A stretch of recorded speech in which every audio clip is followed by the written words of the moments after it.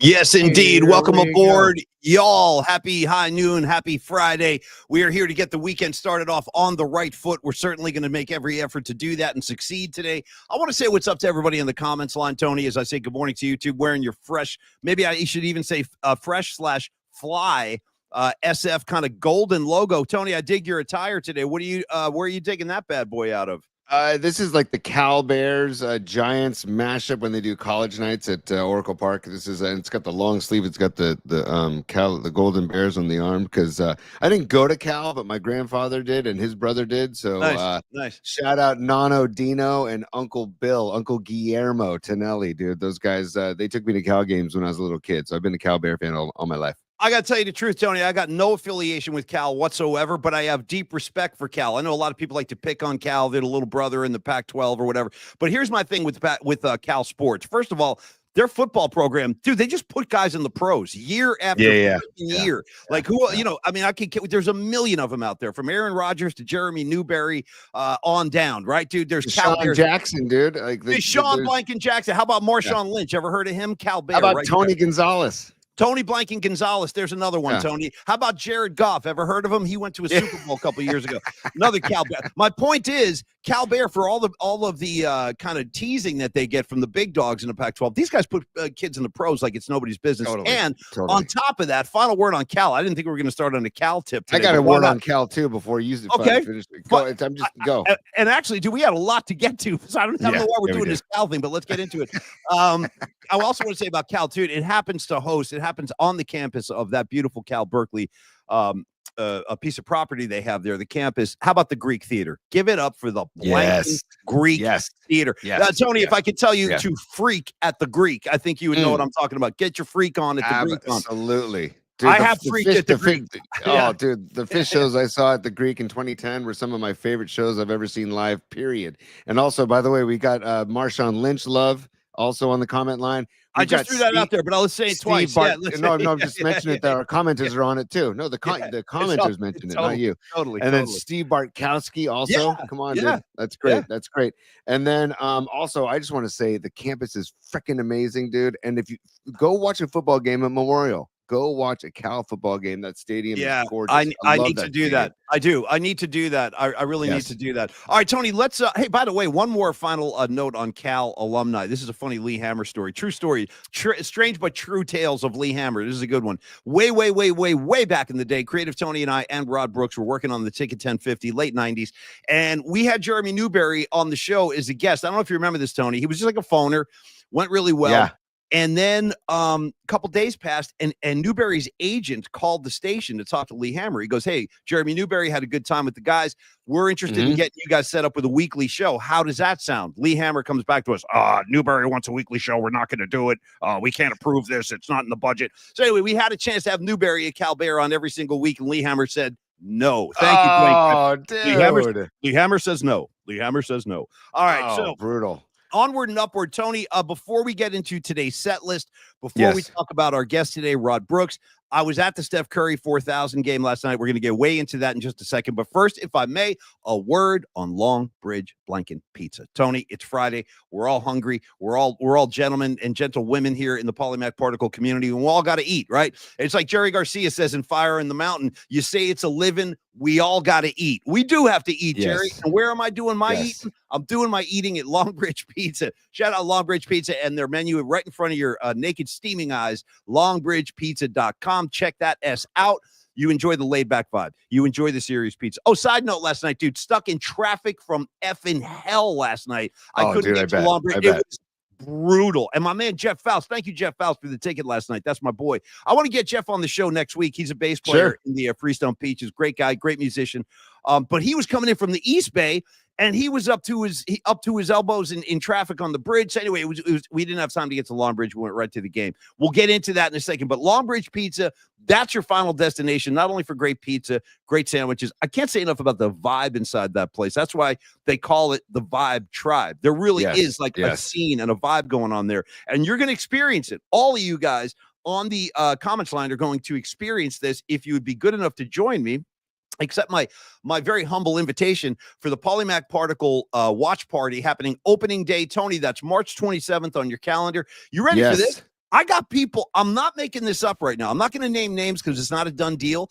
But I got guys checking in from 2,000 miles away, opposite corners of this country, saying, I think I'm getting a plane ticket to fly out for the PMP Hell yeah. opening day. Come on. I'm not kidding. Come on. So I'm going to bring in some special guests from the East Coast, apparently, for the watch party. So get ready for that. We're going to have all kind of VIPs happening, and we're going to have a great time. We're going to eat pizza. We're going to watch giant baseball, and we're going to celebrate opening day and the return of the summer pastime. Tony, I'll let you get a couple of words on Lumbridge Pizza in, and then we got to move on because we got a very busy day in front of us. So the floor just is a few quick words. Their beer selection's phenomenal. Also, our guest today, Rod Brooks, I think is going to be joining us at Longbridge on that fateful day, March 27th. Hells yeah. Yeah. Going to talk to John Lund and Tom Tolbert, Bay Area Sports Collective brethren. See if we can get them out there as well.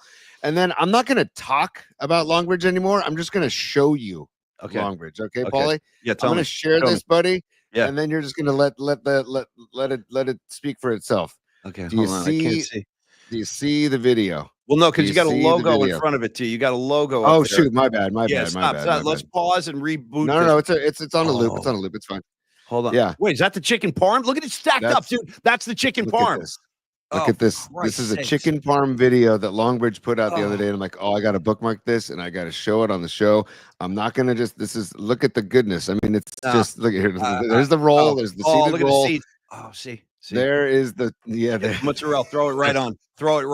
Dude, look at that. Slap it on there. Man. Look at that red sauce. See, it's all about the red fresh sauce. Basil. And the fresh basil, dude. Come on. Look at that. Paulie, you're in heaven. You're in heaven. God.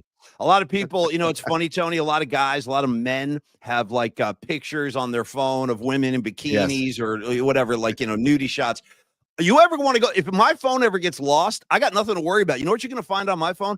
I got like porno pictures of pizza on my phone. I'm not food porn. Shout out food porn. That's kind of what I'm getting at. So like my phone, you won't find naked ladies, but you will find a variety of, like, I have galleries of pizzas because every time I eat a pizza, I always take a picture of it and then I file it away. I have like a pizza archive, a whole category all to itself in my photo collection. It's an album of pizza shots.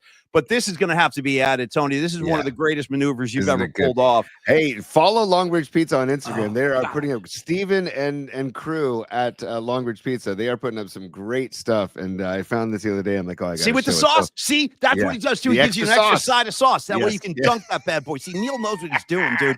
Shout out Neil Denardi Paisan. Oh, he knows. I had to get that off the screen, dude, or else you're going to start eating your fingers, dude. So, dude, Paulie, we got to give the set list if you don't mind. If you want to get the set list. I do want to get into set list, and if you could, you just did. Never mind. You read my mind. I was going to ask you to throw the Bay Area Sports Collective logo up there. You did it before I could ask. Thank you, Tony. Let's do the set list, but we don't do the set list without Tekashi. So sound the chimes, man. And you mentioned Bay Area Sports Collective, Bay Area SC, Bay Area SC .com. And damn right. At Bay Area Sports Collective on YouTube as well. So and all the audio versions as well available also at Bay Area Sports Collective on Apple Podcasts and iHeart and Spotify. All that jazz. So thank you. Here we go, Paulie. Tekashi, stand by.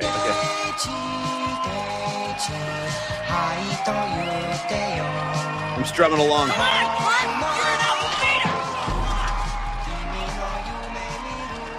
Come on, Deutsche. Hey,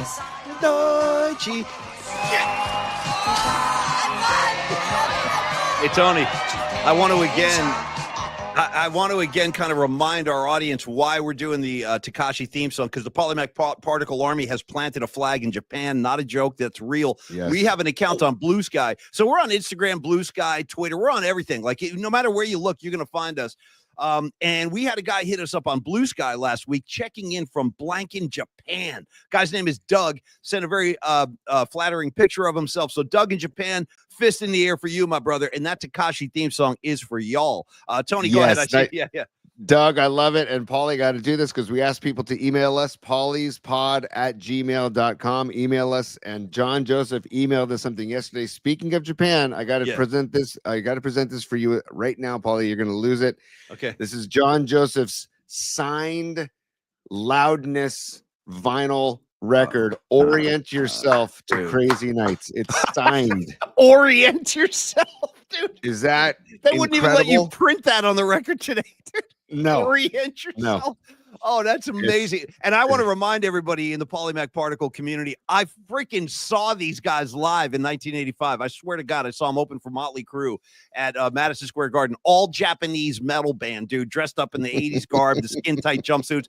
Their big well, the album was Thunder in the East. Thunder in the East. Yes, and yes, this is their big single, Rock and Roll Crazy Nights. Rock and Roll Crazy Nights, dude. I was right there, Tony, pumping my fist. I was 16. Hell yeah, Rock and Roll Crazy Nights. Yeah, I was like, I'm all in, bro. I'm all in. Dudes in the crowd waving the Japanese flag and shit. You know, it was like, it was a hell of an experience. You had to be there. You had to be there in the 80s. It's hard to explain, but this is what was happening. Thank you. And that's John Joseph. I'm not surprised. He's a gangster. Tony, we have a super from Aaron Kask up there. You should throw him up so we can give him some love. Yes, and I also want to say just one more time, people, if you want to email us stuff, pollyspod@gmail.com. Please send stuff, send goodies like that. That's incredible. That was a great one. Yeah. I want to get to there's other stuff. Where is that super? I got to find it. Stand by, Polly. Oh, there it is. Aaron Kask. Yeah. Nice, dude. Okay, the backup, guys. Pizza only has red sauce. White sauce does not belong on a pizza. It's an argument the wife and I have had for years. I hate to have to come into a domestic dispute as the voice of reason, but I got to tell you, Aaron, listen, I'm a trained black belt when it comes to pizza consumption. I've been eating pizza since I was a toddler, and I'm not about to stop now. I maintain, now this is just me and my metabolism, because everybody's metabolism is different, but like everybody craves and needs certain things. For me, I gotta have pizza. It's just something I need. The sauce, the crust, the cheese, bam, done. Like those are three ingredients that I just need in my body in order to survive and move on. So I got to tell you, Aaron, right now, I know my pizza. That's the point of that whole preamble. And my point is, you know what I'm saying? I just wanted to qualify my credit. I'm just trying to boost up my credentials. He's right. So here's the thing. And by the way, I did the same thing with my kids. And when my kids were babies, I don't know if I ever told you this, Tony. When my kids were babies, like up in there, baby in your crib. Sorry, you're a baby, and your fathers look down on you. That's John Goodman and Nerds. Thank you, Tony. Yes. When my kids were little, I would put them in the high chair and I would give them pizza crust to gnaw on. Like that was the first kind of solid food they ever did. They were just gnawing on pizza crust. So I raised my kids the same way. Aaron, you're 100% correct, brother. Listen, pizza's made with red tomato sauce. Boom, end of story. Yes. When you're getting too artsy-fartsy with it, you're coming with white sauce. You know what I mean? You're coming with shaved nutmeg helping things like that. I can't, you got cinnamon sticks on the pie, shit like that. What about truffle? What about truffle oil? No, I'm going to reject that as well. That's like a new thing. Not a new thing, but that's like a thing that's not original or traditional. Hey, listen, man, I freaking went to Italy a few years ago, and I can tell you the way they attack the pizza over there, it's very simple. It really is. It's just the crust, the sauce, the cheese. Done. Don't overthink it. So, Aaron, I'm with you, bro. It's red sauce or die. Patty from Napa. Look, here come the super. Hold on, Paulie. You know how Fish does like the song Tweezer, and then they do the Tweezer reprise, or some people call it the Twee Prize. Step into the freezer. Right. Yeah. Dude, Uncle Ebenezer Bowl. Harry Johnson obviously just joined the show, and he's a super. What's up, Harry? And he's saying play Tekashi, dude. Give it to him. Screw it. Double down. Double down.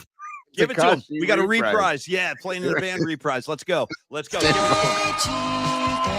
I'm with you, brother. I'm with you.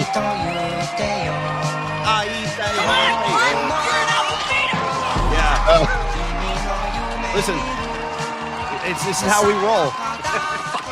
It is. I can promise you, we're the only show that playing Tekashi. Tony, there's another Tekashi related super. I can't see the name, but I don't know if you can see this. He says, get the super something. It's also Harry again. He's doubling down on his double down. Get him up again. Harry, thank you, Harry. And then it's a third from Harry. He's got the booger quote. There it is. Hey, listen, man. The guy's quoting Nerds. I can't turn him away. I got to embrace this guy. Boy. Harry Johnson. First of all, who the hell are you, Harry Johnson? Who in God's name are you? Please come to Longbridge Pizza. That's what I'm saying. Yeah. I was just going to say, as I spit the coffee out of my nose, I got to say, dude, come to Long Beach on 327. I want to see the real identity behind this alias Harry Johnson. And I know where you're going, bro. I got you. But I got to tell you, quoting Booger from Revenge of the Nerds on this show is going to score you a lot of brownie points. Yes, so, bro, thank you. We'll play Tekashi as many times as you want. You don't even have to be a super. I'll play it for the love of the song. No question. Tony, and don't forget Patty. I see Patty up there, too. We'll never forget Patty. And I want to mention something, Patty, I saw earlier. Patty mentioned, hey, do more on Blue Sky. Patty, I am trying to put more of our stuff on Blue Sky, because you're damn right. Blue Sky is a great place. And a thank you for tagging. She's tagged hashtag PMP Army over at Blue Sky. So if anybody's over at Blue Sky, check out hashtag PMP Army. Thank you, Patty. You're my blue sky. You're my sunny day. Thank you, Patty, so much. You do have a crush on Rod Brooks. That's fine. I'll tell you the truth. I have a crush on Rod Brooks. Well, that makes three of us. That would be all three. And probably everybody in the comments line, too. I got to tell you, I think the ladies do love Rod Brooks. There's no question to that. He's a handsome man. Well, you know what it is, too, is he's got all these killer suits. Like, all his suits are so, like, they fit him so well. And, like, I have, like, no form-fitting suits. My suits, they all suck. I need new suits. I want to be like Pat Riley and get, like, an Armani-fitted suit so I can be cool. But I never really wear suits, Tony, unless there's, like, some formal occasion. But every time Rod Brooks comes on TV doing 49 or pre and post, all the ladies in the room, dude, they all start to scream when Brooksy comes on. And I'm not even kidding. They're like, yeah, he's handsome. Rod Brooks is handsome. Well, Brooks is from Texas, so we can sing "Every Girl's Crazy About a Sharp Dressed Man." Right? Great track. Shout out Billy Gibbons for life. Yeah. Oh, forever.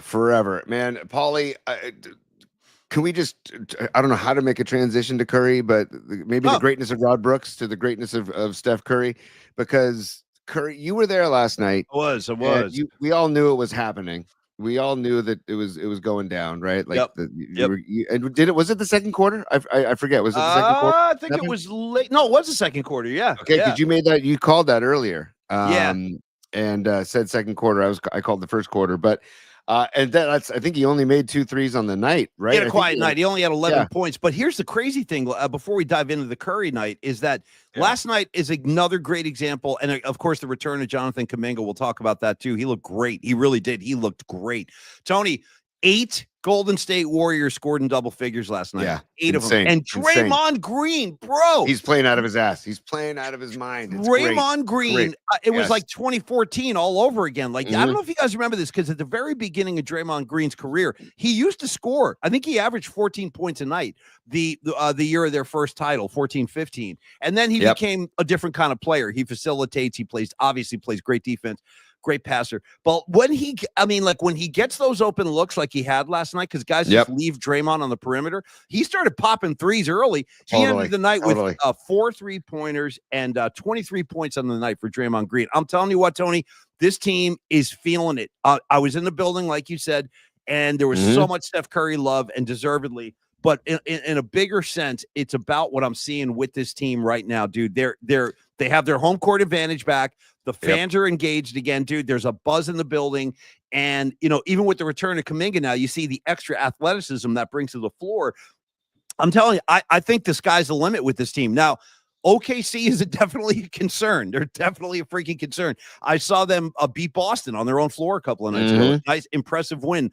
And I think that's the biggest obstacle. I think Denver's a consideration also. The Lakers, even though they're starting to skid a little bit. And by the way, isn't it ironic that every year when the Lakers have a tough stretch of games, LeBron like magically gets hurt? Isn't that interesting? Every year, 6 games in 10 days, LeBron goes down. And it happens anyway. I don't want to get into LeBron. We don't have the time to show it, Paulie, but somebody put a mashup together on social media of all of LeBron's flops over his career, and it's highly entertaining. Highly entertaining. They flop. Yeah, we call them LaFlop. And by the way, we also got to mention too, Paulie, again, 2 words for you: Buddy Ball. Oh, right? Dude, Buddy Ball. Let me check his numbers last night. No, I know he was going nuts. I think he had 4 threes last night, or what did he have? He did. He was 4-6 from 3, 4-6 from 3, 16 points off the bench. Santos, dude. Santos, 2 of 2 from 3. He had 10 points. To me, Santos. Sorry, buddy. I'll play that. The return of Kuminga, he goes for 18 points, man. So just a great night to be out there, Tony. And Steph Curry, I'm not sure. Man, I don't know what else to say about this guy. I mean, we're all watching it in real time. It's hard to compute because where he is in his career at the and by the way, happy birthday, Steph Curry. Today is Steph Curry's birthday. So happy birthday to you, Steph Curry, greatest shooter in the history of basketball. That's incredible. Yeah, that's incredible. So I don't know what other superlative I can kind of throw on the pile that's really, worth taking the time to do. So I do want to talk about where he is at this point in his career. I think he's turning 35 today, but I'm telling you, Tony, I watched him last night, and you watch him work off the ball. He's constantly in motion. He's constantly getting grabbed and clutched. They never call that shit, which bothers me. He's the most unprotected superstar in the history of the NBA. I don't know what it's about, but they don't give Steph any calls. But I don't see any signs of wear and tear. I'm sorry, I don't see it. Like they were debating this on First Take today. At some point, Steph Curry's going to slow down. It happened to Ray Allen. It's going to happen to him. Well, yeah, it's going to happen to him. But right now, it's not, Tony. You tell me, what did you see last night watching Steph? I see no signs of slowing down. But it's also the work ethic, man. I don't think anybody works harder behind the scenes than Steph Curry. No doubt. And you're seeing the proof right there. And as he gets older, he's just going to work harder because he's like Tom Brady, dude. They're very similar about, they're like, you know what, Father Time, fuck off. Can we throw Jerry Rice on that pile too? Yes, exactly. You talk about work ethic. Yeah, exactly. And just trying to, keep Father Time away, and Curry's going to do that as long as humanly possible. And in injecting the energy and athleticism of a Jimmy Butler into this lineup, you got to tip your cap to Joe Lacob for just saying, you know what, I know this window with Curry is finite. I got to make sure we do something while we have him at the peak of his game. Yeah, man. And he did it. Yeah. And then Kuminga's return last night. Yeah. I got to say, way more of a contribution than I was expecting last night. I don't know about you, but that was way more of a contribution. 18 points off the bench, dude. And we can show it in bookmarks in a couple of minutes here, but he's talking about how having Butler on the floor just has slowed the game down for him. And I'm like, that is so freaking cool. Dude. I love Butler. I mean, watching Butler, this is the first time I got to see Butler in person as a Golden State Warrior. And by the way, Tony, if you're keeping track at home, grab a pen and a piece of paper, jot this down. The freaking Warriors are 13-1 when Jimmy Butler plays. 13-1, bro. If the rest of the NBA isn't looking around, starting to raise their eyebrows, say something's going on out there, there is something going on out here. I'm telling you. And every night, when I got home last night, I turned on the Warriors post game show and what's it called, Dub Talk and all that. Shout out my boy Dalton Johnson. That's my guy. Yeah, trying to get him on the show soon. Yeah, I talked to him last week. We'll get him on soon. But they were, Steph Curry was talking about what he's trying to achieve with all these young guys, and he goes, every game right now is a chance to just get a little bit better, little increments of improvement night after night after night, and I think it's already happened, where the mindset now, even with the young guys, Tony, is we're the freaking Golden State Warriors. We win basketball games. Where I couldn't say that in the first half, dude. The body language was awful. Steph Curry was hanging his head. There was so much frustration. It's like a brand new reality out here. So watching Butler in person, one thing I love about him, Tony, is like you said about pace of play. He plays at his own pace. He does not rush or slow down to suit the flow of the game. He makes the flow of the game come to him, and I love that. He's also playing a much more unselfish game than I think in the past. He's dishing and looking. His court vision is really good right now. Yes, it is. The ball, and he's sharing the ball, and I feel like that's a Curry effect. That's a Draymond effect. That is like these guys that have been there, done that have 4 rings under their belts. Yeah, it's like, hey, trust us, trust the process. We will get you there, Jimmy. And I think can we go right into bookmarks, because what we're talking about. I know, because we got Brooks, and I want to do a particle pick before we bring Rod on. Yes. So here we go. Let's get into it. Time. Sure, go ahead, laugh if you want to. For bookmarks. Maybe that's how you get your kicks. You and your good time buddies. PMP style. Well, I got a flash for you, Joy Boy. Party time is over. All right, Joy Boy. So, Paulie, in the bookmarks, Joy Boy. By the way, I might just be Joy Boy for Halloween. Can you get me a belt buckle, Tony, with big rhinestone letters that just says Joy Boy? Joy Boy. Like one of those big ass, like the kind of belt buckle like Earl Campbell used to wear. Those big Texas guys. Like it's just Joy Boy in glitter. I'll wear it out with skin tight pants. See what happens. Hey, so I'm just gonna go straight on to social media and show this dude, because here we go, Paulie. So I'm gonna pause this and I'm gonna enlarge it, and then look at this. It says everybody loves you, Steph, and look at the assistant coaches. Even the assistant coaches are applauding. It was a real special moment. Yeah.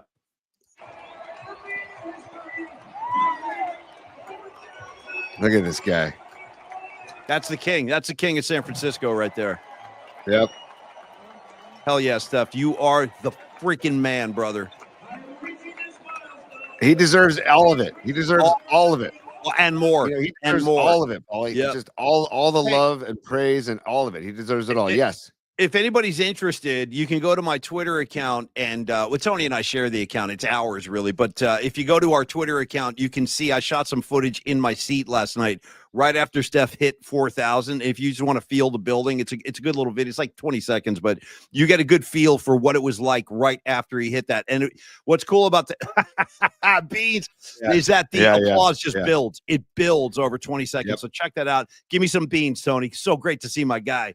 And this teared up. This gave what do they call it? A lump in the gurgler, or this teared up Steph Curry when he saw this. So here's Andres Biedrins. Here we go. Hey Steph, what's going on? It's Andres. Just wanted to say congratulations on reaching 4,000 career threes. Dude. That's incredible. And in case you forgot, I assisted you on your first career three in 2009 in Phoenix. So no worries, you can thank me later. Congrats again, brother.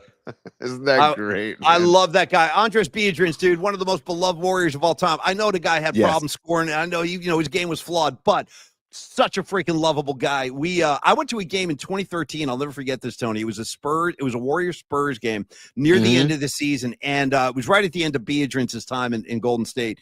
And he went to, remember how Beans could never hit free throws? He was like a horrible free throw shooter. Yes. I saw a game, and I had the really great Tony Salvador seat, so I was right down there by the floor, 2 rows up, and Beans went to the line late, and he sunk both free throws.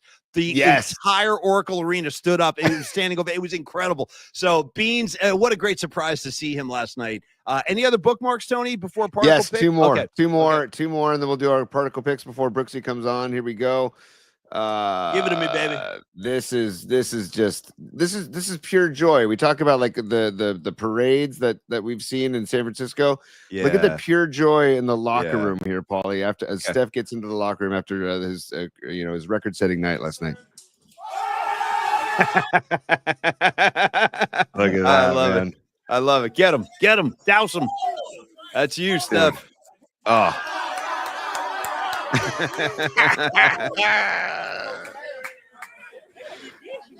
Isn't that great? Who is that? Pod's getting him with the freaking water? Okay. Yeah. I think that's Draymond. Dude, Draymond.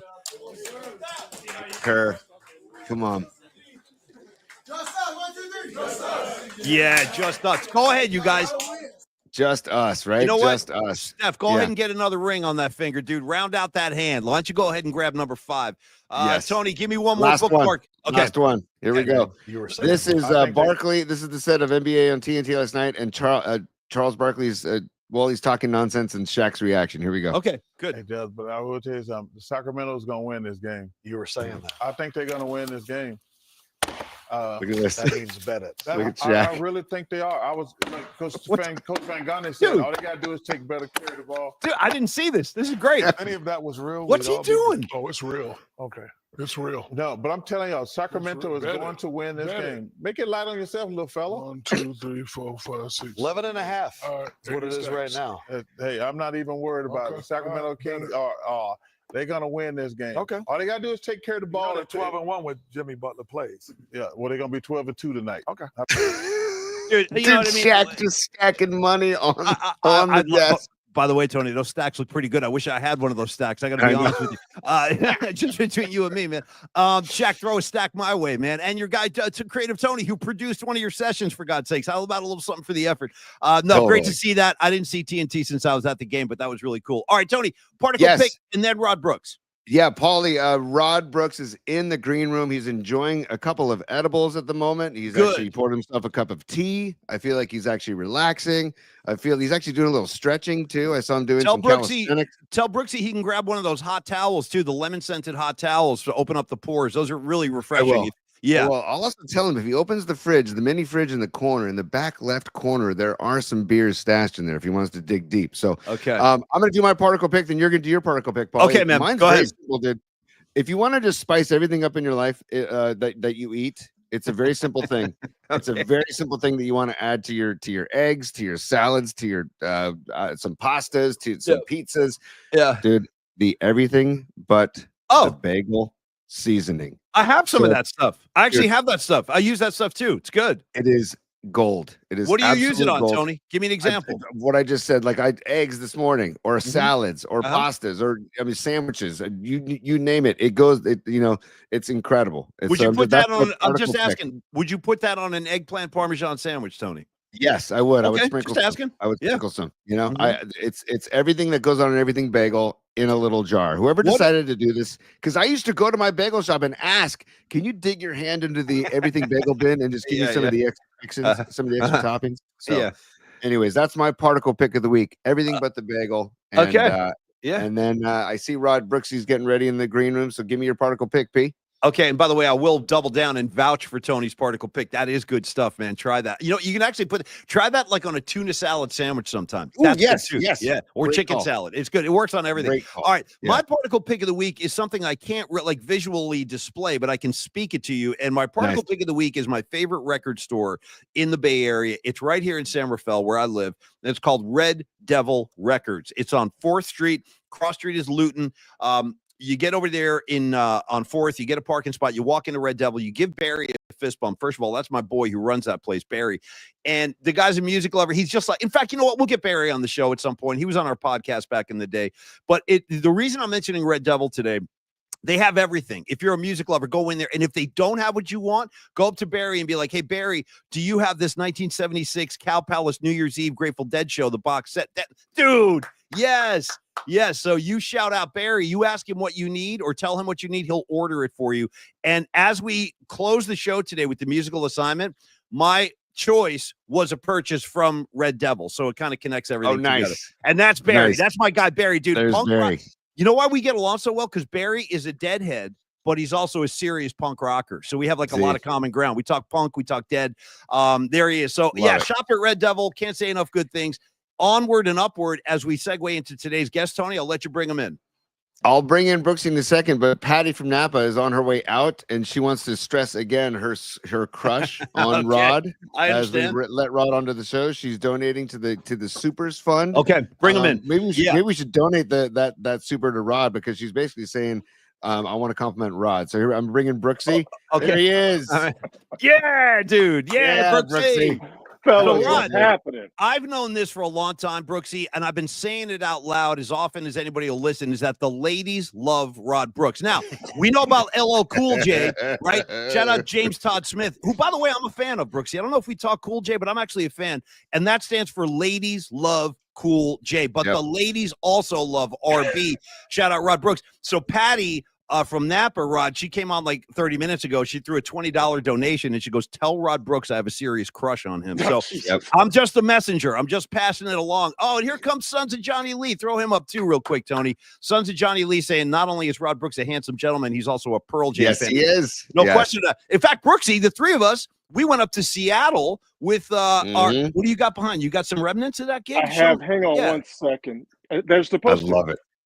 Nice. Yes, dude. Yes. Nice. We went to the August 8th show. What a show. That was a freaking amazing show. Are you kidding me? It's one of the best they've ever done. It's, Pearl Jam is legendary for touring. They record all their shows. The shows are shared. But that show in Seattle at Safeco is thought of as one of the 5 best shows they've ever done. And Pearl Jam has done thousands of shows. Yes, we're dude. very, very lucky. Yeah. And you know what? You know who we should shout out? Who got us to that show and put it all together? Jeremiah Crow. Yep. Got it all together. So shout out to him, man, for sure. Yeah. Hey, just don't have him dunking on any hoops. It's an inside joke, but it's funny to us. Yeah, no, you don't challenge Jeremiah Crow. Don't get in his way in the paint. He'll roll right over you, bro. He'll give you like Daryl Dawkins level fury. Because I saw it with my own eyes, and so did Brooksy, and we're not making this up. But we'll save that. We'll save I that. saw it better than both of you guys. Tony was on the receiving end. You felt it. I felt it. You felt the fury of JC, dude. Who knew? Who knew JC had hops like that? We can just tell the people. Let's just tell the people. We were walking out of the show, and there was a basketball hoop as we're walking out, and Jeremiah decides that he's gonna do like an air dunk on the hoop, and all of a sudden he dunked it so hard and he hung on the rim so hard that he yanked it down, and I didn't see this, and all of a sudden the rim came flying down and knocked me out. Literally knocked me out. So Brooksy and I, dude, we're about 10 feet behind you. Now you got to keep in mind there's thousands of people streaming out of Safeco. Thousands. Everywhere. So it's chaos. This is post-show. Everybody's got that like little afterglow. We're all in a great mood. All of a sudden I look over, I see the rim and the hoop come down on top of Tony's head. And then Brooksy and I are standing there, and I go, Brooksy, I don't think he's getting up. You know what I mean?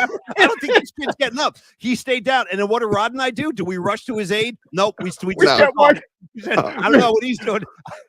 We kept walking. And Jeremiah eventually catches up to us. And I'm like, hey, man, you making the spot hot right now. You cannot stand next to me, man. Tony's got a gash on his head. And I'm like, nah, I can't be here right. Because listen, when a hoop comes crashing down, thousands of people around, who are they going to look at and assume is the person that tore the hoop down? Don't say it, man. Brooksy, you're the killing me. 6'9" black dude. So I'm like, you making the spot hot, Playboy. And I kept walking.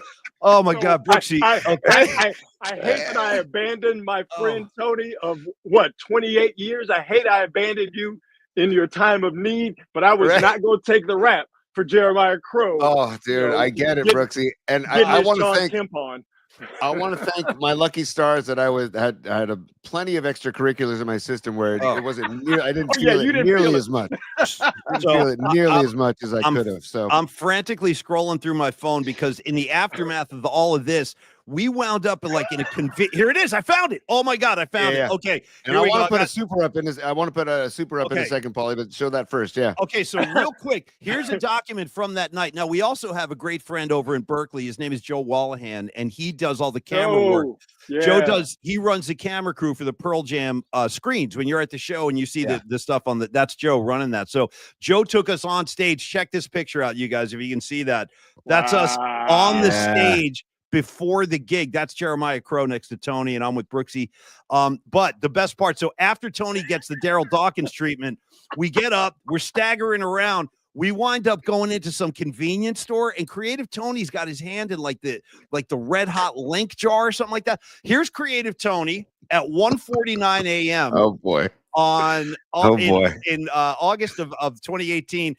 You mentioned extracurriculars. Here's the evidence right here. Look at this kid. Okay. Oh, man. Man. I got it, T. I got you. Oh, dude. It was impossible to find anywhere to eat in downtown Seattle after the show. Correct. So we ended up 7-Eleven at the base of the Space Needle. So we had walked all the way from if you've been to Seattle, we walked all the way from the south portion of downtown Seattle, basically to the north portion of downtown Seattle. And there was a 7-Eleven, which is the only thing open at the base of the Space Needle. And we spent about $90 in a 7-Eleven. And here's the thing about that. That's a lot more difficult. And $90 on food. That's a lot more difficult than one would realize. It's really, really hard to spend $70, $80, $90 in a 7-Eleven. But we did it. Oh, we did. And I'd be willing to bet that like every item in our basket that we were carrying, every single one of them was loaded with carcinogens and cancer-causing ingredients. Like there was nothing. It was like a bag of cancer we were walking around with like for $90. Man, like the nitrates in that bag or those bags of food we bought. Oh, my God. T, what were you going to say, man? I was going to say, I think I ate myself an economy-sized bag of like Cheetos or chips or something, or Funyuns or something. Where I woke up like 3 hours into the night on the bed with like, crumbs and scraps on me. But what are you gonna do? I want to give. And here we are. Yes, and here we are, Brooksy. And here we are. Great point. Here we are. And NorCal Refrigeration and HVAC, super. He's donating to the show. Ask Rod how the drumming is going. Brooksy, how's the drumming, bud? You know what? I am sad to say that I have not been drumming as much as I need to. Matter of fact, it happens. I have my drums down in a house not too far away from my house, so I can play as loud as I want to. And I went there to get something, and I looked at my I looked at my kit, and I'm like, damn, baby, I'm sorry, I've been neglecting you. Like I got to get on it. So it's been busy over the last couple of weeks. Yep. So when it slows down, I'm going to get back. But man, I got that itch for sure. Sometimes it's good though. Sometimes it's good to put the instrument down for a while though. Take a break. It really is. Sometimes it's good to take a break, come back refreshed. Go ahead, T. What do you got? I was gonna say, you know how you can't pick your in-laws, right? You just get what you get, right? Yeah. Well, Brooksy has in-laws that he jams with. Like, I mean, that's a pretty good. You're winning in life if your in-laws want to jam with you. So, Brooksy, I applaud that up there. Well, you know what? What was great about that is our band came out of my father-in-law plays guitar. Nice. I play drums. We have a family friend who plays bass, and we have another family friend, Simone, who is the musician. Just an excellent guitar player, could play anything.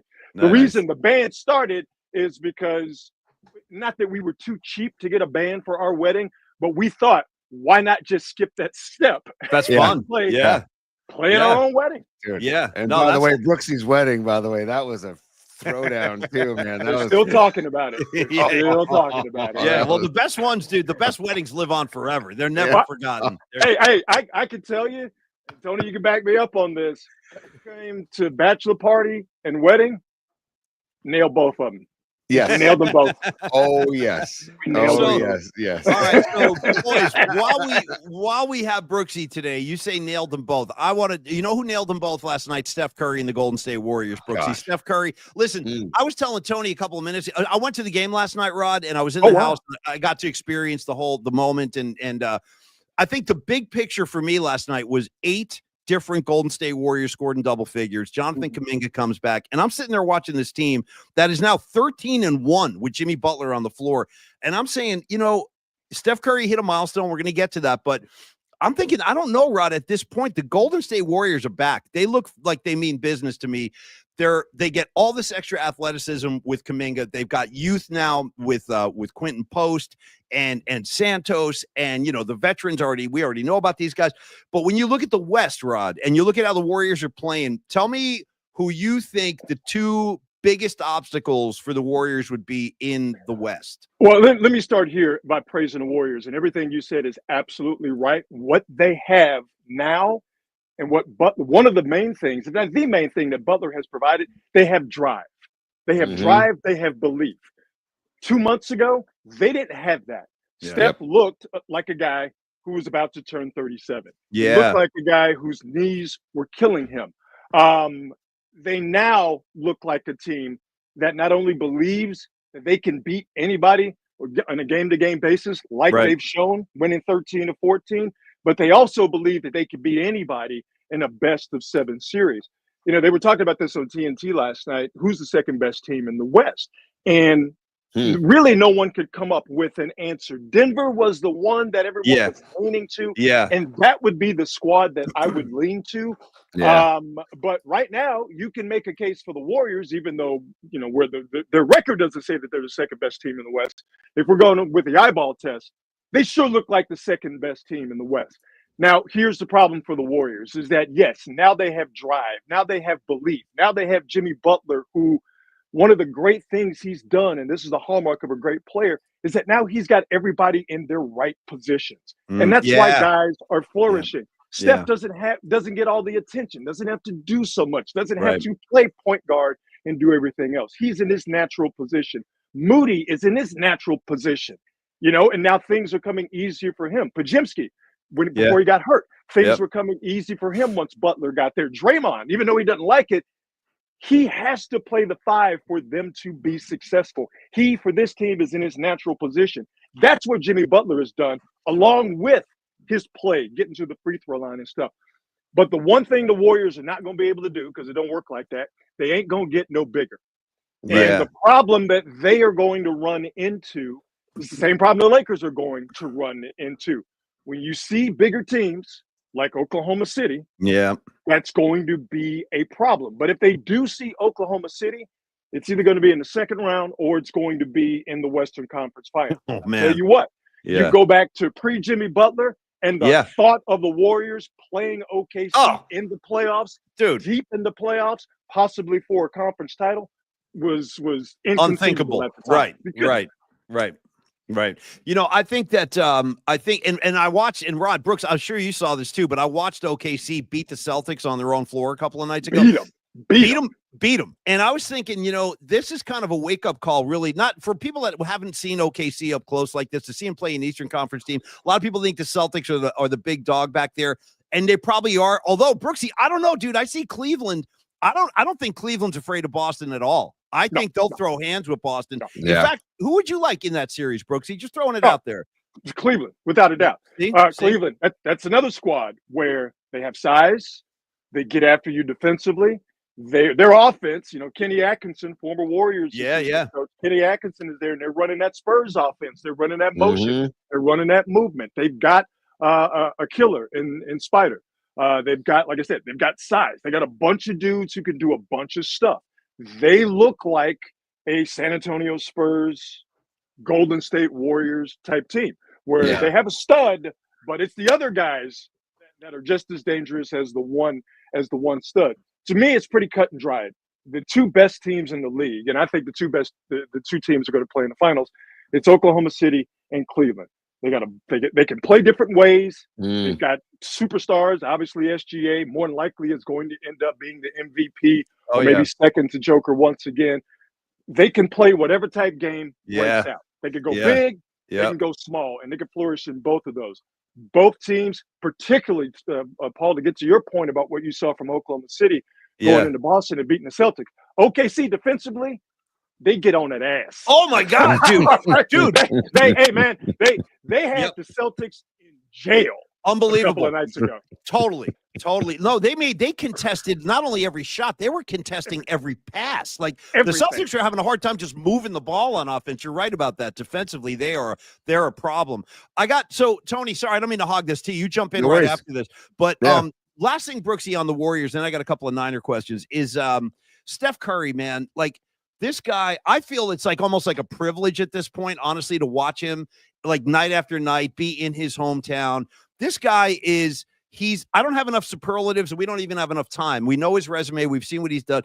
But Brooksy, I want to get into like a big picture question about Steph. Like, the greatest Bay Area athletes, or the most beloved Bay Area athletes of all time. Top of my head, I'd say guys like Joe Montana, Willie Mays. Even though he didn't do it for a long time, I would put Tim Lincecum on that list in terms of how the city loved him and that kind of love affair. And I think with Steph, dude, am I wrong, Brooksy? Is he, like, honestly, and I love, me, I'm a lifelong Niner fan. I love Montana, but is he like almost going above that at this point? Let's get into it. He's number one. Yeah. He's number one. I think so. Yeah. He's number one. Because here's the thing. Everybody knows Montana's brilliance, but not everybody in the Bay is down with the Niners. Yep. Right? You still have a ton of Raider fans who live here. Okay. So Raider fans not going to give Joe Montana his due, at least not publicly, not outwardly. Right. Okay. Joe's one of the greats. Okay. Flat out. When it comes to baseball, there's some A's love there. There's the A's fans who are not necessarily going to vibe on everything that the Giants have done, as great as Lincecum was. Right. But with Steph, everybody loves Steph. He's all everybody in the Bay loves Steph. Now I know you got Laker fans and you got Kings fans, in the area. But when it comes to hoop, the favorite team by a wide margin is the Golden State Warriors. Everybody loves Steph. That's so true, Brooksy. And I feel like in the conversation of Steph and Joe, and this is not a knock on Joe at all, because I love Joe, but I feel like Steph is just more present. He's just more out there more. And Joe is more reserved, is definitely more quiet. And Steph, like I tell my kids all the time, if there's a role model that I want you to follow and look up to, it is Stephen Curry. Because of everything he does on the court and off the court, and off the court especially, man, we don't even know. Like Raymond Ritter has talked about it off the record before about how much Steph does that he doesn't want public. He does not want people to know. And I feel like that's the if you had to make, like, if they're neck and neck, Joe and Steph, I think that takes Steph above too because of that as well. Here's the thing with Steph. You hear said about him, as great of a player as he is, he's an even better person. Yeah. And for some people, you roll your eyes and go, I know Steph a little bit, okay? We've had conversations about our kids. This was years ago because Right. his oldest daughter and my oldest son are basically the same age, and ran into Steph a few years ago at a funeral, and Steph was there supporting the person whose wife had passed away, and we saw each other. Hey man, how you doing? Good to see you. First thing he says is, "Hey, how's your son?" You see, Like, yep, Yeah. yep. Yeah. like, No. yo, Yeah. what, Yeah. what, Yeah. where, like, how do you remember that? Like Yeah. you're somebody who's everyone's trying to get a piece of you. Everybody's telling you about their son, their daughter, their mima, their whatever. But he remembered, Yeah. that. It's like that's the type of dude that he is. Now, saying all of that, Yeah. make no mistake about it. On the court, Oh. he is a stone Oh. cold Mhm. sociopath. All Yep, right. he'll He cut might, your throat, man. he Yep. might not be out there, mean mugging like Mike used to do at times, or just going over the top with it like Kobe. But when old boy steps on that court, he's looking to kill. And here's an example of that. Clay's first game back at Chase. Okay. Mhm. Yeah. Steph loves Clay, right? Mhm. Mhm. And people, the captain's hats and the tribute All and that. everybody, Yeah. Steph loved that. Yeah. But as soon as that ball went up, what does Steph say? I'm gonna cut his throat. Yeah. Yeah. Cut his throat. What Yeah. did Steph do? Cut his throat, Yeah. took the blood, smeared it all over his face, and then Yeah. ran around the court like a crazy person, going, Yeah. "This is my S." Like, Yeah. that's the type of basketball player he is. But off the court, him and Clay were probably crying like a couple of schoolgirls. Yeah. Yeah. I mean, Totally. Steph, I mean, last thing I would say about Steph is as evidenced by everything you just said, he's just an exceptional human being. I mean, he really is. And stuff like that, asking about your kid, he treats people like real human beings. And I got to tell you guys in the comment line on the audience, that is very, very rare for a superstar to have that kind of awareness, to even care to ask how you're doing. We heard a horror story the other night, Brooksy, about Debo Samuel. Some guy came on and was telling us, who was telling us that story about about Debo at the Super Bowl, Tony, about how he dissed that fan? Who told us that story? It was one of our guests. I forget. Yeah, it was a recent guest. We heard a story, Brooksy, about a 49er John fan. Lund. It was John Lund. It was John Lund. Okay, it was Johnny Lund. Yeah. So Johnny Lund told us a story about he was doing a show at Radio Row for a Super Bowl. Debo Samuel walked over for an interview. He wasn't very present. He was staring at the floor, checking his phone. Then a fan came over at the end with a Debo jersey on and just said, "Hey, Debo, will you sign my jersey?" And Lund said he looked at the kid, he looked him up and down and just walked away, like no words whatsoever. But the point is, the reason I bring that up is because that's an example of the other side of that coin. And Steph Curry's the best that's ever been at what he does, and he's still a good guy. So, and then the final thing I would say, Brooksy, is I don't think I've ever seen an athlete in my life in any sport. And I saw Gretzky, dude. I saw Wayne Gretzky at the peak of his powers, but I've never seen an athlete who can literally take your breath away and take the breath out of an entire arena, like, or do it on a global stage like we saw in Paris. Like, when Steph catches fire, I don't think there's any other show like that in sports history. I really mean that. We've never seen anyone do what he does, which is why he has 4,000 3-pointers. Yeah.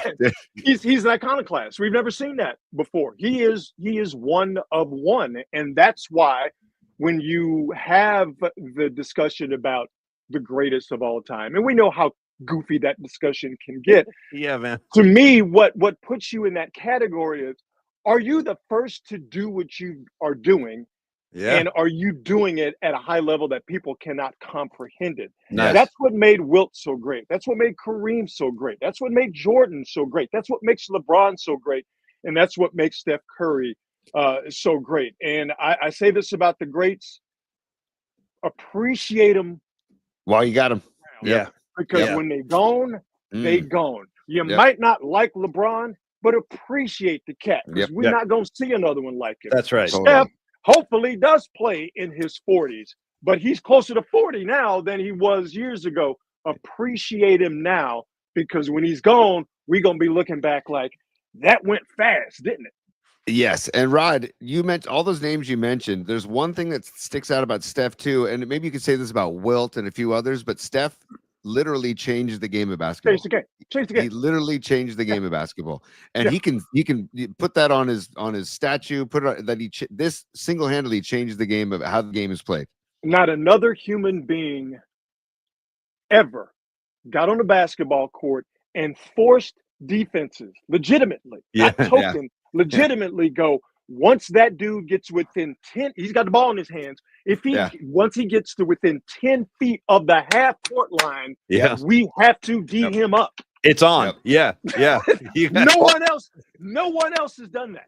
No. Well, and now you have guys who, they try to do it, but Steph was the first one where opposing defenses are like, no, man, we got to check this dude before he gets to half court. Yes. Because once he does that, he's already sized us up, and he's probably going to put a 3 in your eye. And we had Kate Scott on last week, Rod, and Kate had a great point where she and her partner for the Sixers broadcast team were like, he's the only guy that started on fast breaks pulling up at the 3-point line instead of going to the hoop. Seriously. Like that right there is changing the game. He's taking an easy bucket and he'll stop behind the arc and launch it. And for him, it's a good shot. Oh, hell yeah. Yeah, 100%. high percentage. Yeah. Just because supers are a part of the show, Rod. And, okay. Supers, they contribute to the show. We put them to the top. Look at Sanchi here, Rod. Your legendary bacon bowl. It is. Genius, no, it is and legendary. how it covers all the fam's game needs. Thank you, brother. Hey, dude, you talk about Steph Curry being the first guy to do something great that we've never seen before. I'm going to hang that same description around Rod Brooks's neck because, dude, I've told the story a million times. Here comes 1,000,001. Worst Super Bowl in the history of the world. I think it was 2000. Giants and Ravens. Nobody cared. Nobody watched. We wound up playing touch football in the street on Clement and 24th. But when I think we were out the door in the first quarter. I don't even think I saw more than 10 snaps in that game. But when we walked into Brooksy's place, the spread, we're looking at all the snacks, and there it is, dude, the centerpiece on the coffee table, a big-ass bowl filled to the top with bacon. And I was stopped in my tracks. I go, damn, that's like Steph Curry. I've never seen anything like this. I go, damn, we got a bowl of bacon. And then Brooksy, pulled me aside, and he goes, Paulie Mac, let me ask you a question. Where is it written that bacon can only be served, on a BLT or with eggs? Why can't it be an appetizer? I'm like, you know what, dude? I can't argue with this logic. Nope. And you are a pioneer too, Brooksy. So Sanchi, great call, brother. He knows. I just want to say once again that it's amazing what a pothead could come up with. It's like, what does it think? Like, if you put 1,000 monkeys at a typewriter, eventually one of them is going to bang out a Shakespeare play. That was the one pothead thought that I had that actually made some sense and benefited mankind. Great. It did benefit mankind. Great contribution to society. All right, Brooksy, I got one last sports question. We'll do a broad stroke on the Niners, and then we'll get into our musical assignment and send our people into the weekend. So, Brooksy, this week for me and for Tony, a lot of 49er fans, very stressful watching this exodus of players kind of leave. And one guy that I'm really still having a hard time with is Dre Greenlaw. I know physically there's some questions, but I don't know. I just still think there's a lot of value there, and I still think he can play. And I think the Niners are going to regret that the way they regretted DeForest Buckner getting away, because the Niner D-line has really never been the same since. But is this – I'm just going to ask the question to everybody. The Niners won't say this, Brooksy, but is this a rebuild? Is this a rebuild we're watching? Ooh. I don't know if it's a rebuild, because if it's a rebuild, then McCaffrey's gone. If it's a rebuild, then Bosa's gone. You know what I'm saying? If it's a rebuild, then you're telling Trent Williams, to go. They still have – you're telling Fred Warner to go. They still have all pros. They still have greats at key positions. But the others, and I'm with you on Dre Greenlaw, the others, it's a reset. And when you look at the guys that they've allowed to leave, these are guys. I mean, listen, hey, man, shout out to Aaron Banks. It would have been folly to give Aaron Banks that money. Now, that's a position of need for the Niners, and I'll get to that in just a second. But you ain't go. It's silly to give Aaron Banks that money. The Debo thing, it needed to happen. I agree. Last year, right? Yep. But the Debo thing needed to happen. It would have been silly to give Debo that money. I'm a big fan of Hufanga, but the return wasn't there. He's, I don't want to say injury prone, but it would have been folly to give him that money. So to me, the guys that they've allowed to walk away, with the exception of Dre Greenlaw, I don't have a problem with that. But for the Niners, they have to, as they did last year, they got to get the draft right. And what they're now trying to still dig out from years of not drafting correctly and overspending on guys or staying with guys a year too long, like Debo. So the Niners have 11 picks coming up in this draft. Yeah. I don't think it's out of bounds to say that they got to hit on 5 of them, and the first 2 or 3 have to be dudes who are day one starters, and there is absolute no drop in play. They have to have those guys. And for me, I said this on Niner Pre and Post on NBC Sports Bay Area. I'll say it to anybody who listens. I said it on Twitter. Offensive guard, defensive tackle. Those are the areas. Yeah. The Niners' big problems last year. And to me, all of their issues can be traced to 3 things. Injury. Got to put that aside. You can't control it. Not being able to stop the run. Being able to run the ball when they wanted to, when they wanted to. That's why at times they couldn't get off the field on 3rd down. That's why they couldn't convert them. That's why they were so bad in the red zone, because they couldn't run the football. They could not run the football between the tackles. Right guard was fine with Pooney. Center, left guard, not what it needs to be. They need to, and I think it's going to happen in a draft. I don't think it's going to happen in free agency. They've got to find themselves an interior offensive lineman that they can plug and play just like they did with Pooney. But most importantly, they need guys in that middle who can stop the run, who can push the pocket. So that helps out Bosa. So that it helps out whoever they have on the other side of Bosa, rushing the passer. They were so deficient at being able to stop the run with their defensive tackles last year. It was comical at times. They have to hit there. Now they need to hit at linebacker as well. But I'm a D Winters fan. I liked him last year way more than old boy who quit. But D Winters has to stay healthy. But they got to get linebacker right. Probably a couple of more defensive backs. But to me, defensive tackle, offensive line. Get me a couple, 3 of those dudes, and those guys can play right off the bat. The Niners will be in a much better position. I promise you. I 100% agree with that, Rod.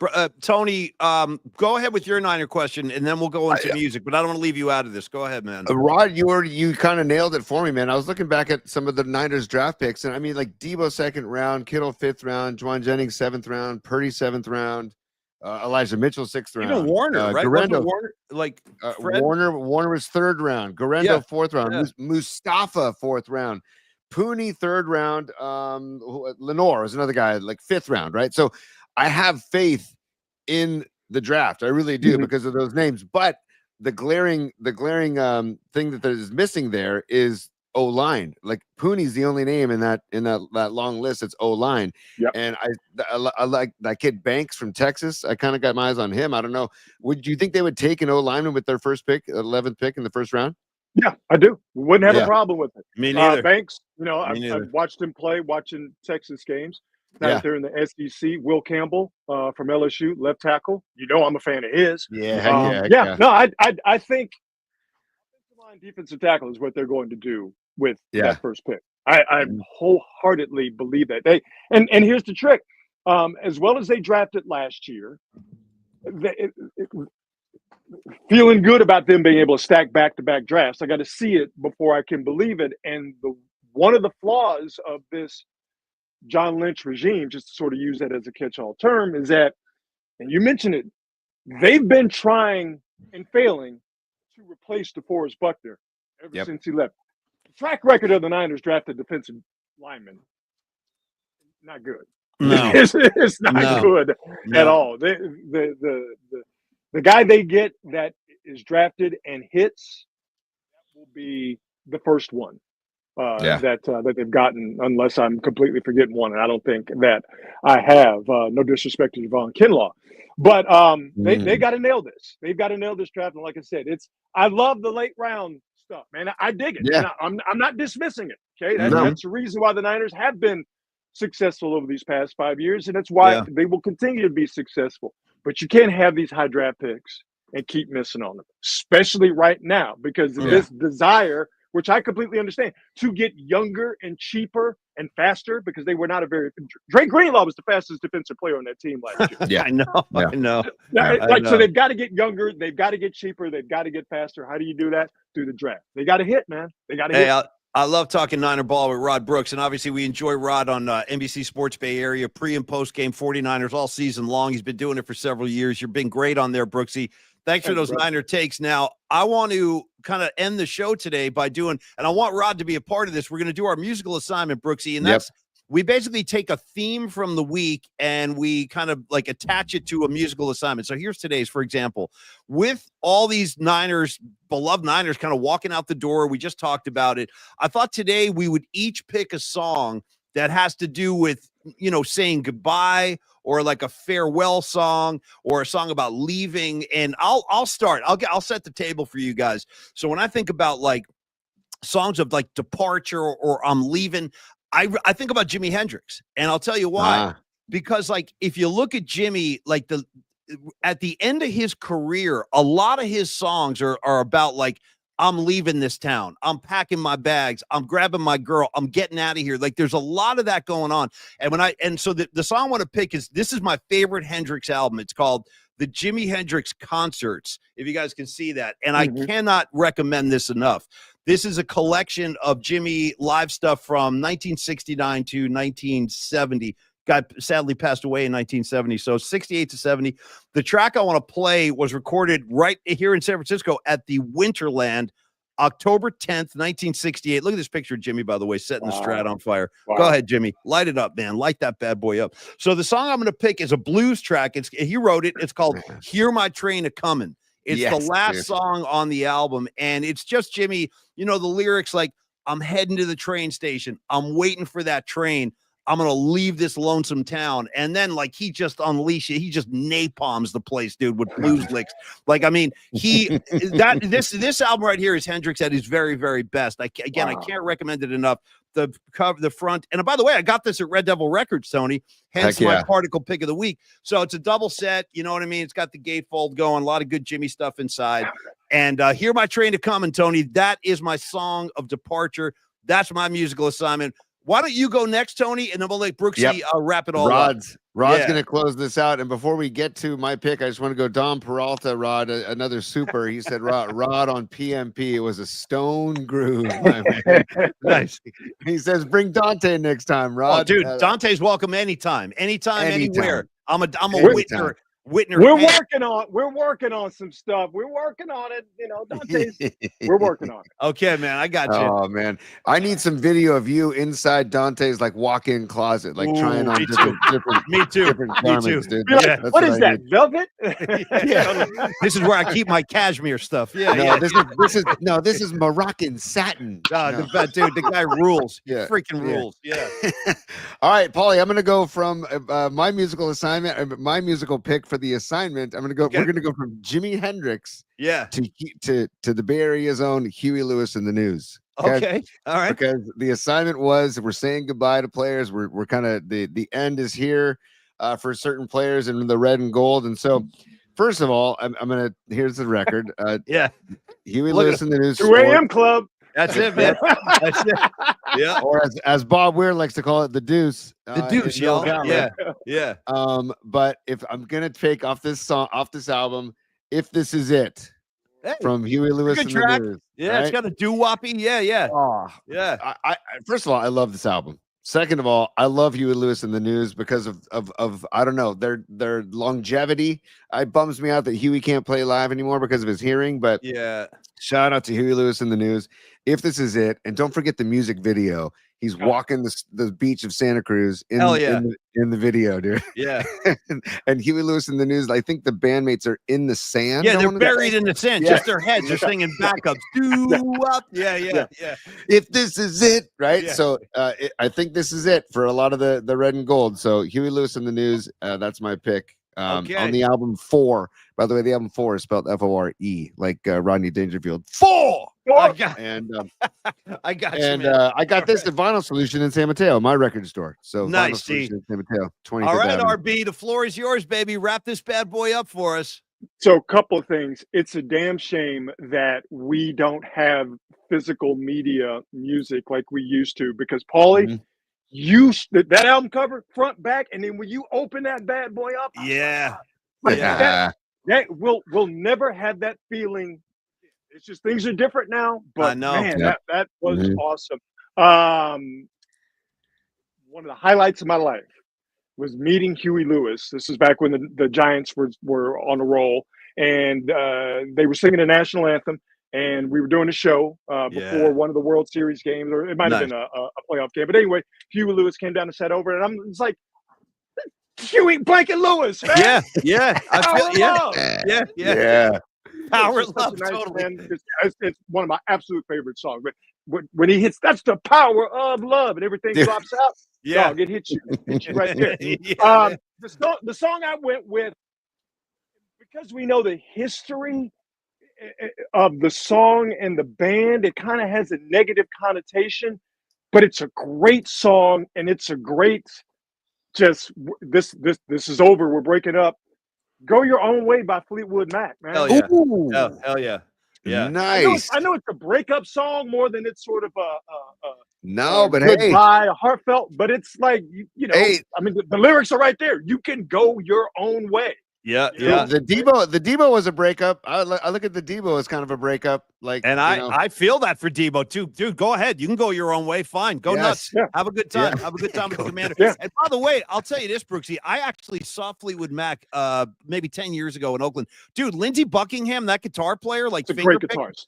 Guy's a monster. Guy's a total monster. Now, his style is a lot different. He's not like a gunslinger kind of, Eddie Van Halen type, but his style, dude, with that finger picking, I think he makes his own guitars. That guy's a beast. Freaking beast. See, here's where he fits in as being a great guitar player in my mind. The great guitar players are the ones that have a distinct style and a distinct sound. You know them when you hear them. Yes. You know Eddie Van Halen when you hear him. You know Diamond Daryl from Pantera when you hear him. You know Jimmy. And I think you 100% know Buckingham just because of that finger picking style and the way that guitar sounds in his hands, playing it the way that he does. Brooksy, great freaking choice. Tony, let's do this. Get one more super from Patty up there, and then we're going to wrap it up because she wants to have her own say in this. Patty from Napa, I'm back. Oh. She goes, I finished my meeting early, and her contribution, Joe Walsh on guitar. Another one. No question. Joe Walsh, man. Yes. I could talk about Joe Walsh for an hour, but I'll do that next week instead. Hey, I want to tell everybody too, Brooksy, Tony, everybody listening or watching today, you can go to Spotify or Apple Music and find the playlist. It's PMP Playlist 25. I will add these 3 tracks today. So after the show, I'll put Hear My Train Coming, If This Is It, and Go Your Own Way. The playlist grows every week. You guys cue it up and enjoy anytime you want to. Rod Brooks, thank you for your time today, my man. I know we're going to be talking again very, very soon. Yes, so very soon. Onward and upward, as we like to say in the Bay Area media scene. And Rod, have a great weekend, man. We'll talk again soon. Dude, love you, Rod. I love you guys, man. Y'all be easy.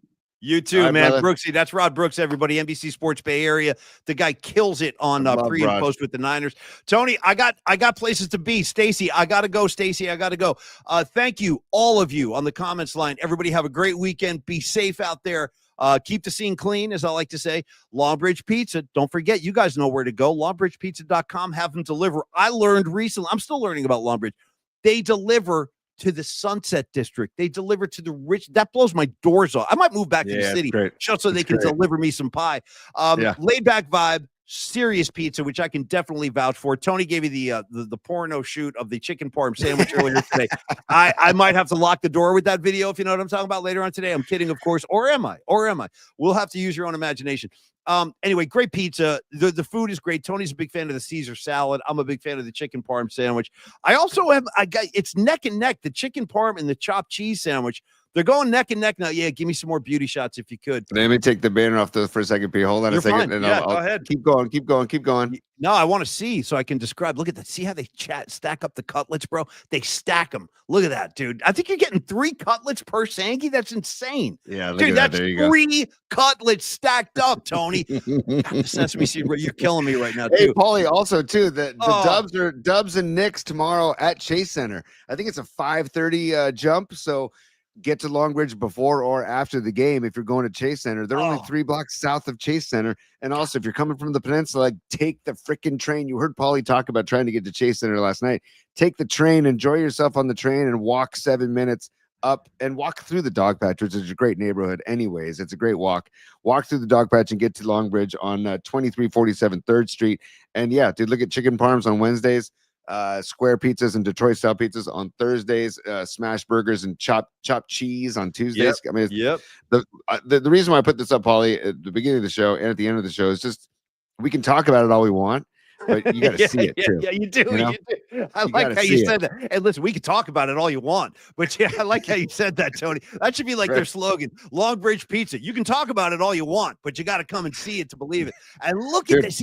For me, it's that sauce. Bro. See, it's food porn. This is food porn, and I'm proud. I got to admit, I'm getting aroused over here. I'm kidding. Everybody dunking it in the sauce, in the extra. Right in. No, right with no second thoughts. Slam it in that sauce, dude. Get violent with it. Yeah, dude. Oh, drape it on there. God bless America. That looks good. All right, you guys know the drill.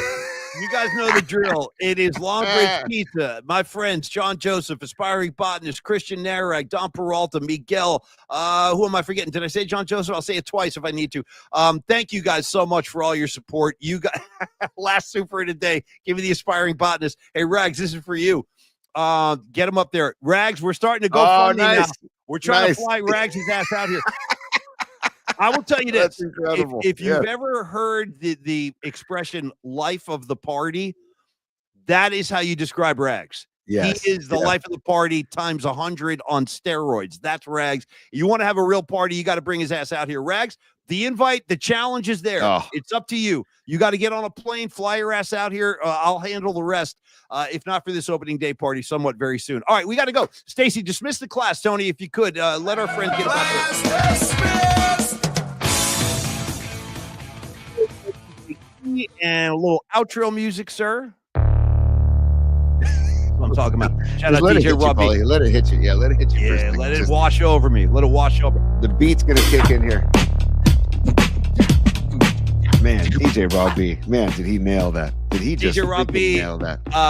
And who else do I want to thank? Matt Stenson, I see you. I see you as well. Everybody be cool. Have a great weekend. Tony, thanks for everything you did this week. Great week. A lot of fun. Thank you, Paulie. Love you guys. Love you. I love the PMP Army. And I also want to thank Don Peralta, who's doing a ton for us behind the scenes in preparing for the watch party on March 27th. And we're going to have Neil and Andrew or Andrew, one of the two, on before the watch party, just to, talk about Long Bridge and get some more particulars. And also so you guys can meet those dudes before March 27th. So longbridgepizza.com, get your pizza.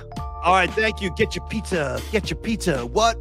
Get your pizza. Get your pizza. It's a new track I'm working on. All right, Tony, have a great weekend, man. Oh, and don't forget, next Wednesday night, we got that rescheduled Patrick Connor hit. So all you pecan enthusiasts, he's coming. We got him next week when he's healthy. Everybody be cool. Have a great weekend.